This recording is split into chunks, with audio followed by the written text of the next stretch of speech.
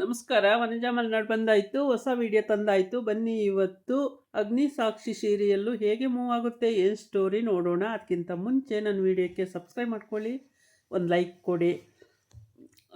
ಅದಿತಿ ಇವತ್ತು ರಾಜು ಜೊತೆ ಅಂದರೆ ಯು ವಿ ಜೊತೆ ಡೇಟಿಂಗ್ ಹೋಗಬೇಕು ಅಂತ ತುಂಬ ಆಸೆ ಪಡ್ತಾ ಇದ್ದಾಳೆ. ಆದರೆ ಅವನು ಮೆಸೇಜು ಮಾಡ್ತಾ ಇಲ್ಲ ಅಥವಾ ಫೋನು ಕೂಡ ಎತ್ತುತ್ತಾ ಇಲ್ಲ. ಇದು ಇವಳಿಗೆ ಫುಲ್ಲು ತಲೆ ಬಿಸಿ ಆಗೋಗಿದೆ. ಅದಕ್ಕೆ ಏನು ಮಾಡಬೇಕು ಅಂತ ಗೊತ್ತಾಗ್ದೇ ಫುಲ್ಲು ತಲೆ ಕೆಡ್ಸ್ಕೊ ಕೂತಿದ್ದಾಳೆ. ಇವನು ನೋಡಿದ್ರೆ ಅಲ್ಲಿ ಎಲ್ಲ ಅರೇಂಜ್ಮೆಂಟು ಮಾಡಿಕೊಂಡು ಅವ್ನ ಫ್ರೆಂಡಿಗೆ ಫೋನ್ ಮಾಡಿ ಹೋಗಿ 5 ಗಂಟೆಗೆ ಡ್ರೈವರ್ ಕಳಿಸಿ ಕಾರ್ ಕಳಿಸು ಕರ್ಕೊಂಡು ಬರಲಿ ಅಂತ ಹೇಳ್ತಾ ಇದ್ದಾನೆ. ಇಲ್ಲಿ ಈವೆಂಟಿಗೆಲ್ಲ ರೆಡಿ ಮಾಡ್ಕೊಂಡಿದ್ದಾನೆ ರಾಜು. ಅಂದರೆ ಸಾಕ್ಷಿ ಬರ್ತಾಳೆ ಅಂತ ರೆಡಿ ಮಾಡ್ಕೊಂಡವನೇ, ಉಲ್ಟಾ ಹೊಡೆಯುತ್ತೆ ಅಂತ ಹಾಗಾಗಿ ಈವೆಂಟ್ ಅವರಿಗೆ ಹೇಳಿ ಮಾಡಿಸ್ತಾ ಇದ್ದಾನೆ. ಸಾಕ್ಷಿ ಬಂದರೆ ಇಲ್ಲಿ ಹೀಗಿಟ್ಟಿರಬೇಕು, ಅಲ್ಲಿ ಹಾಗಿಟ್ಟಿರಬೇಕು, ಈ ರೀತಿ ರೆಡಿ ಇರಬೇಕು, ಆ ರೀತಿ ರೆಡಿ ಇರಬೇಕು. ಆಯಿತು ಸರ್, ಎಲ್ಲ ರೆಡಿ ಮಾಡ್ತೀವಿ ಅಂತ. ಸಾಕ್ಷಿ ನನ್ನನ್ನು ಪ್ರಪೋಸ್ ಮಾಡಬೇಕು, ನನ್ನನ್ನು ಒಪ್ಕೋಬೇಕು, ಹೇಗೇಗೋ ಹುಚ್ಚುನ್ ಥರ ಆಡ್ತಿದ್ದಾನೆ. ಈ ಕಡೆ ಅಗ್ನಿ ನೋಡಿದ್ರೆ ಸಾಕ್ಷಿಗೆ ರಾಜು ಫೋನ್ ಮಾಡ್ತಿದ್ದಾನೆ, ಈ ಡಿನ್ನರಿಗೆ ಕರೆದಿದ್ದಾನೆ ಅಂದಾಗ ಮುಖ ಒಂಥರ ಮಾಡ್ಕೊಳ್ತಾನೆ. ಆಮೇಲೆ ಪದೇ ಪದೇ ಸಾಕ್ಷಿಗೆ ಫೋನ್ ಮಾಡ್ತಾನೆ ಇದ್ದಾನೆ. ಸಾಕ್ಷಿ ಅಗ್ನಿಗೆ ಎಕ್ಸ್ಪ್ಲೇ ಮಾಡ್ತಾ ಇದ್ದಾಳೆ, ಕಂಪ್ನಿ ಬಗ್ಗೆ, ಯಾವುದೋ ಫೈಲ್ ಬಗ್ಗೆ ಎಕ್ಸ್ಪ್ಲೇ ಮಾಡ್ತಿದ್ದಾಳೆ. ಆದ್ರೂ ಅವನಿಗೆ ಪದೇ ಪದೇ ಫೋನ್ ಬರ್ತಾಯಿದೆ. ಆ ಫೋನನ್ನು ನೋಡಿಬಿಟ್ಟು ರಾಜು ಅನ್ನೋರು ಯಾರೋ ಫೋನ್ ಮಾಡಿದ್ದಾರೆ ಸಾಕ್ಷಿ ನೋಡು ಅಂತ ಹೇಳ್ತಾನೆ. ಆವಾಗ ಅವಳು ರಾಜು ಅಂದ ತಕ್ಷಣ ಫೋನ್ ಎತ್ಕೊಂಡು 1 ನಿಮಿಷ ಸರ್ ಬಂದೆ ಅಂತ ಹೋಗಿ ಬಾಗಿಲ ಹತ್ರ ಮಾತಾಡಿದಾಗ ಲೊಕೇಶನ್ ಏನು ಕಳಿಸೋದು ಬೇಡ, ನಾನೇ ಬರ್ತೀನಿ ಅಂತ ಹೇಳ್ತಾಳೆ.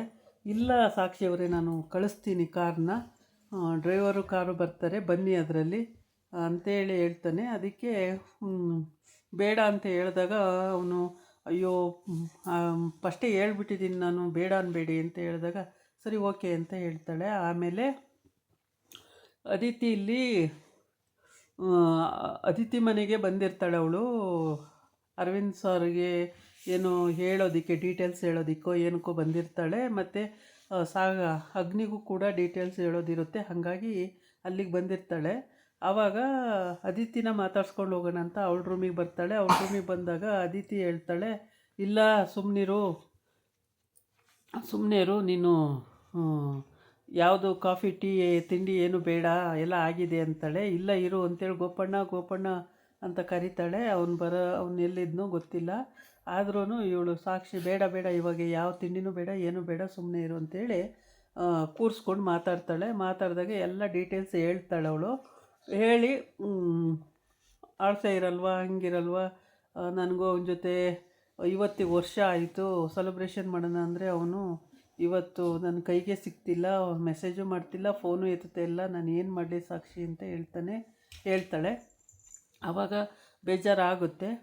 ಹಂಗೆ ಹೇಳ್ತಾ ಇರ್ತಾಳೆ, ಅವಳು ಧೈರ್ಯ ಹೇಳ್ತಾ ಇರ್ತಾಳೆ, ಏನಾಗಲ್ಲ ಬಿಡು, ಮಾಡ್ತಾನೆ, ನೀನು ಯಾಕೆ ಯೋಚನೆ ಮಾಡ್ತೀಯ, ಯು ವಿ ಎಲ್ಲೋ ಹೋಗಿದ್ದಾನೆ, ಅರ್ಜೆಂಟ್ ಕೆಲಸದಲ್ಲಿದ್ದೀನಿ ಅಂತಾನೆ, ಅದೇನು ಕೆಲಸ ಮಾಡ್ತಿದ್ದಾನೋ ಏನೋ ಗೊತ್ತಿಲ್ಲ, ಹಂಗೆಲ್ಲ ಹೇಳ್ತಾ ಇರುವಾಗ ಸಾಕ್ಷಿ ಅದಕ್ಕೆ ಧೈರ್ಯವಾಗಿ ಹೇಳ್ತಾ ಇರ್ತಾಳೆ. ಅದಿತಿ ಮನೆ ಮುಂದೆನೇ ಬಂದು ಕಾರ್ ನಿಲ್ಲುತ್ತೆ.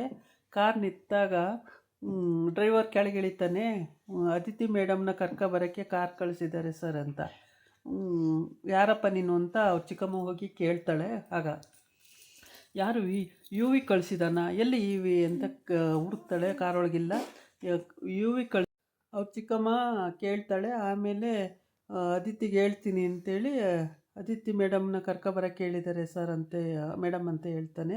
ಆವಾಗ ಸಾರಿ ಅಂತ ಹೇಳ್ಬಿಟ್ಟು ಹೇಳ್ತೀನಿ ಅಂತ ಹೋಗ್ಬಿಟ್ಟು ಅದಿತಿ ಅಂತ ಕರಿತಾ ಹೋಗ್ತಾಳೆ. ಆಮೇಲೆ ಲಿವಿಂಗ್ ಹಾಲಿಗೆ ಹೋಗ್ತಾಳೆ. ಅದಿತಿ ಅಂತ ಗಂಡ ಅಲ್ಲಿ ಕೂತಿರ್ತಾನೆ ಅರವಿಂದ. ಏನು ಹಿಂಗೆ ಕರಿತಾ ಬರ್ತಾ ಇದೆಯಲ್ಲ ಅಂತಾನೆ. ಆವಾಗ ನಿಮಗೂ ಹೇಳ್ತೀನಿ ಸಿಹಿ ಸುದ್ದಿ, ಬನ್ನಿ ಅಂತ ಅವನು ಕರ್ಕೊಂಡು ಇವ್ರು ಕೂತಿರೋ ರೂಮಿಗೆ ಹೋಗ್ತಾಳೆ. ಅಲ್ಲಿ ಹೋಗ್ಬಿಟ್ಟು ಅದಿತಿನ ಇಟ್ಕೊಂಡು ಒಂದು ರೌಂಡ್ ಸುತ್ತುತ್ತಾಳೆ ಖುಷಿಯಾಗಿ. ಆಮೇಲೆ ಏನಾಯಿತು ಚಿಕ್ಕಮ್ಮ, ಏನಾಯಿತು ಹೇಳಿ ಅಂತ. ಆಮೇಲೆ ಎಲ್ಲರೂ ಎದ್ದು ನಿಂತ್ಕೊಂಡು ಎಲ್ಲರೂ ನಗ್ತಾ ಇರ್ತಾರೆ. ಆವಾಗ ಹೇಳ್ತಾಳೆ, ಯು ವಿ ಕಾರ್ ಕಳಿಸಿದ್ದಾನೆ ಅದಿತಿನ ಕರ್ಕೊಬರೋಕ್ಕೆ, ಆಚೆ ಬಂದು ನಿಂತಿದ್ದಾನೆ, ಹೋಗ್ಬೇಕಂತೆ ನೀನು ಅಂತ. ಅದೇ ಖುಷಿಯಲ್ಲಿ ಅದಿತಿ ಹೌದಾ ಆಶ್ಚರ್ಯ. ಮತ್ತು ನಂಗೊಂದು ಮೆಸೇಜ್ ಇಲ್ಲ ಏನಿಲ್ಲ, ನಾನು ಹೇಳಲಿಲ್ವಾ ಮೆಸೇಜ್ ಇಲ್ಲ ಏನಿಲ್ಲ, ಸರ್ಪ್ರೈಸ್ ಕೊಡೋಣ ಅಂತ ಇರ್ಬೋದು ಅಂತೇಳಿ ಅಂತ. ಆವಾಗ ಅದಿತಿ ಸರಿ ಅಂತೇಳ್ಬಿಟ್ಟು ಚೆನ್ನಾಗಿ ಮೇಕಪ್ ಮಾಡಿಕೊಂಡು ರೆಡಿಯಾಗಿ ಹೋಗು ಅಂತ ಹೇಳ್ತಾರೆ. ಹೌದಾ ಆಯಿತು ಅಂತೇಳ್ಬಿಟ್ಟು, ಹಂಗೆ ಹಿಂಗೆ ಮೇಕಪ್ ಇರಬಾರ್ದು, ನೋಡಿದ ತಕ್ಷಣ ನಿನ್ನನ್ನು ಒಪ್ಕೊಂಡು ಮದುವೆ ಫಿಕ್ಸ್ ಮಾಡಿಬಿಡ್ಬೇಕು, ಆ ಥರ ಇರಬೇಕು ಅಂತ ಹೇಳ್ತಾಳೆ ಮಲ್ಲಿಕಾ. ಸರಿ ಚಿಕ್ಕಮ್ಮ ಅಂತ ಅವಳಿಗೂ ಹೇಳ್ತಾಳೆ. ಆಮೇಲೆ ರೆಡಿ ಆಗಬೇಕು ಅವಳು, ಎಲ್ಲ ಡ್ರೆಸ್ ಹಾಕ್ಕೊಂಡು ಎಲ್ಲ ರೆಡಿ ಆಗಬೇಕು. ಕಾರ್ ರೆಡಿಯಾಗಿ ಬಂದು ನಿಂತಿದೆ. ಇವ್ರ ಖುಷಿ ಅಂತೂ ತಡ್ಕೊಳಕ್ಕಾಗ್ತಿಲ್ಲ, ಎಲ್ಲರೂ ಜಾಯಿನ್ ಆಗ್ತಾರೆ ಅಲ್ಲಿಗೇ ಬಂದು, ಎಲ್ಲ ಜಾಯಿನ್ ಆಗಿ ಆಮೇಲೆ ಸಾಕ್ಷಿನೂ ಕೂಡ ಖುಷಿ ಆಗ್ತಾಳೆ. ಆದರೆ ಆ್ಯಕ್ಚುಲಿ ಬಂದಿರೋದು ಕಾರು ಸಾಕ್ಷಿಗೋಸ್ಕರ, ಹೋಗೋದು ಅದಿತಿ. ಅಲ್ಲಿ ಎಲ್ಲ ಡಿಸಪಾಯಿಂಟ್ ಆಗೋಗುತ್ತೆ. ಅವಳು ಹೋದ ತಕ್ಷಣ ಅವನಿಗೆ ಬೇಜಾರಾಗೋಗುತ್ತೆ ಅನಿಸುತ್ತೆ. ನಾಳಿನ ಎಪಿಸೋಡಲ್ಲಿ ಅದು ಫುಲ್ಲು ಬರುತ್ತೆ. ಇಲ್ಲಿ ಈವೆಂಟ್ ಅವರು ಅಂತೂ ತಲೆ ತಿಂತಾವನೆ ಬೆಳಗ್ಗೆಯಿಂದನೂ.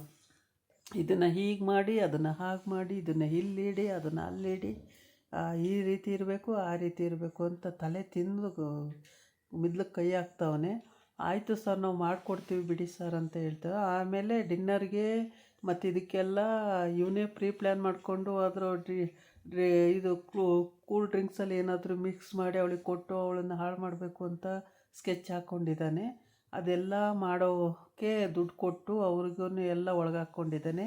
ಈ ರೀತಿ ಎಲ್ಲ ಅರೇಂಜ್ಮೆಂಟು ಚೆನ್ನಾಗಿ ಮಾಡಿದ್ದಾನೆ. ಎಲ್ಲ ಮಾಡಿ ರೆಡಿ ಮಾಡಿ ಇನ್ನೇನು ಸಾಕ್ಷಿ ಬಂದುಬಿಡ್ತಾಳೆ ಹಾಗೆ ಅಂತೆಲ್ಲ ಕಾಯ್ತಾ ಇರ್ತಾನೆ. ಅಲ್ಲಿ ಡಿಸಪಾಯಿಂಟ್ ಆಗೋದಂತೂ ಗ್ಯಾರಂಟಿ.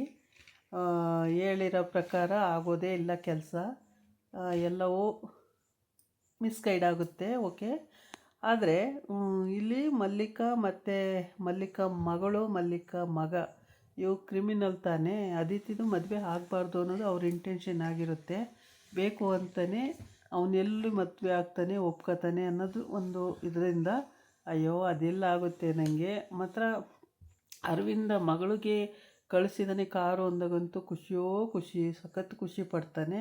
ಅವ್ರ ಚಿಕ್ಕಮ್ಮನೂ ಖುಷಿ ಪಡ್ತಾಳೆ, ಮತ್ತು ಅಗ್ನಿನೂ ಖುಷಿ ಪಡ್ತಾನೆ. ಎಲ್ಲರೂ ಖುಷಿ ಪಡ್ತಾರೆ. ಆದರೆ ಇವ್ರು 3 ಜನ ಸುಮ್ಮನೆ ವ್ಯಂಗ್ಯವಾಗಿ ನಗೋದು, ಎದುರುಗಡೆ ಮಾತ್ರ ಖುಷಿ ಇದೆ ಅಂತ ತೋರಿಸ್ಕೊಡೋದು, ಇಷ್ಟೇ ಮಾತ್ರ ಇವ್ರದ್ದಾಗಿರುತ್ತೆ.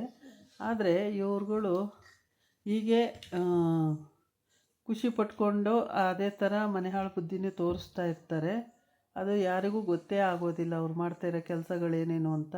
ಇವನು ಈ ಹುಚ್ಚ ರಾಜು ಏನು ಹೆಂಗೆಂಗೋ ಒಬ್ಬೊಬ್ಬನೇ ವಿಚಿತ್ರವಾಗಿ ಮಾತಾಡ್ಕೊಂಡು ನಗಾಡ್ಕೊಂಡು ಓಡಾಡ್ತಿದ್ದಾನೆ. ಬರ್ತಾಳೆ ಸಾಕ್ಷಿ ಇವಾಗ ಅಂತೇಳ್ಬಿಟ್ಟು. ಅಲ್ಲಿ ನೋಡಿದ್ರೆ ಅದಿತಿ ಬರ್ತಾಳೆ ಅನಿಸುತ್ತೆ. ನಾಳಿನ ಎಪಿಸೋಡನ್ನು ಮಿಸ್ ಮಾಡಬೇಡಿ, ಪೂರ ನೋಡಿ, ಎಲ್ಲೂ ಸ್ಕಿಪ್ ಮಾಡ್ದಂಗೆ ನೋಡಿದ್ರೆ ನಿಮಗೆ ಅರ್ಥ ಆಗುತ್ತೆ ನಾಳೆ ಏನು ಸ್ಟೋರಿ ಅನ್ನೋದು.